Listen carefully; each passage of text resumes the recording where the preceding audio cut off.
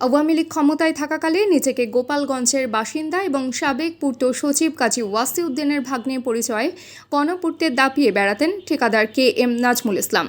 অনেক নির্বাহী প্রকৌশলীকে তিনি মামার ভয় দেখিয়ে কাজ হাসিল করেছেন, কিন্তু 5 আগস্টের পট পরিবর্তনের পর নিজেও পল্টি মারেন।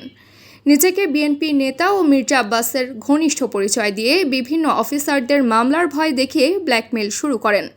মামলার নামে বড় একটি প্রতারক চক্র গড়ে তোলেন তিনি। এই চক্র দেশের বিভিন্ন স্থানে অনেক রাজনীতিবিদের সঙ্গে সরকারি কর্মকর্তা, সুশীল সমাজের লোকদের আসামি করে মামলা করে। পরে মামলা থেকে তাদের নাম প্রত্যাহার করার নামে কোটি কোটি টাকা হাতিয়ে নেন এই চক্রটি। সম্প্রতি গণপূর্ত অধিদপ্তরের অনেক কর্মকর্তার নামে মামলা করে 20 কোটি টাকা হাতিয়ে নেওয়ার চেষ্টা করেন এই নাজমুল, যার সঙ্গে গণপূর্তের কয়েকজন কর্মকর্তাও জড়িত রয়েছেন। সম্প্রতি নাজমুলের আপন ভাই KM শাহরিয়ার শুভ বাদী হয়ে বিজ্ঞ চিফ মেট্রোপলিটন আদালতে একটি মামলা করেন, যেখানে ফরিদপুরের অসংখ্য নিরীহ মানুষ সহ গণপূর্ত অধিদপ্তরের শীর্ষ প্রায় 20 কর্মকর্তার নাম দেওয়া হয়েছে। তাদের কাছ থেকে বিপুল অঙ্কের টাকা হাতিয়ে নেওয়ার চেষ্টা করেন এবং বেশ সফলও হন তিনি, যার সঙ্গে গণপূর্তর 27 ব্যাচের একজন প্রকৌশলীর যোগসাজশ রয়েছে। নাজমুল ইসলাম যে মোবাইলটি ব্যবহার করেন তা তাসলিমা জাহান মিম নামে এক মহিলার নামে রেজিস্ট্রেশন করা, যার ঠিকানা মাদারীপুর জেলার শিবচর উপজেলায়। তবে এই মহিলার সঙ্গে মামলাবাজ প্রতারক নাজমুলের কী সম্পর্ক তা এখনও জানা যায়নি। শাহরিয়ার শুভ, নাজমুল ইসলাম এবং তসলিমা জাহান মিমকে দ্রুত গ্রেফতার করে জিজ্ঞাসাবাদ করলে পুরো প্রতারক চক্রটিকে ধরা যাবে মনে করছেন মামলার শিকার ভুক্তভোগীরা।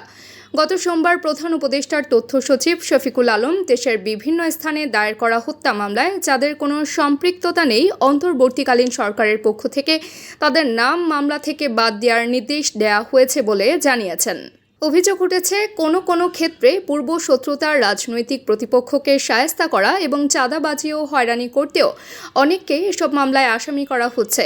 অনেক ক্ষেত্রে মামলায় ইচ্ছে মতো আসামি করা নিয়ে সমালোচনাও হচ্ছে। শফিকুল আলম বলেন, ভুক্তভোগী ব্যক্তি যদি মামলা করেন তাহলে তাকে মানা করা যায় না, তবে যাদের বিরুদ্ধে কোনো প্রমাণ নেই দ্রুত তদন্ত করে তাদের নাম বাদ দিতে বলা হয়েছে। পুলিশকে বিষয়ে সুনির্দিষ্ট নির্দেশ দেওয়া হয়েছে। এর আগে 12 নভেম্বর অন্তর্বর্তী সরকারের আইন উপদেষ্টা আসিফ নজরুলও ঢালাও মামলার বিষয়ে বলেন, দেশে ঢালাও মামলার প্রবণতা দেখা দিয়েছে, যা বিব্রতকর। আইনগতভাবে বিষয়টি কিভাবে সামাল দেওয়া যায় সে বিষয়ে বিচার বিভাগ সংস্কার কমিশনের কাছে পরামর্শও চাওয়া হয়েছে।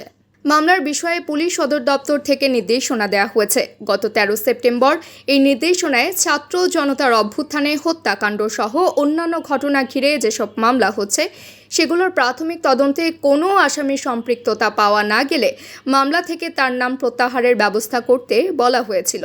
একই সঙ্গে সঠিক তথ্য প্রমাণ ছাড়া এসব মামলায় কোনো সরকারি কর্মচারীকে গ্রেফতার করা যাবে না বলেও নির্দেশনা দেওয়া হয়। সরকারের এই নির্দেশনা বাস্তবায়নের জন্য নাজমুলের মতো প্রতারকদের বিরুদ্ধে তদন্ত করে ব্যবস্থা নেওয়ার দাবি উঠেছে।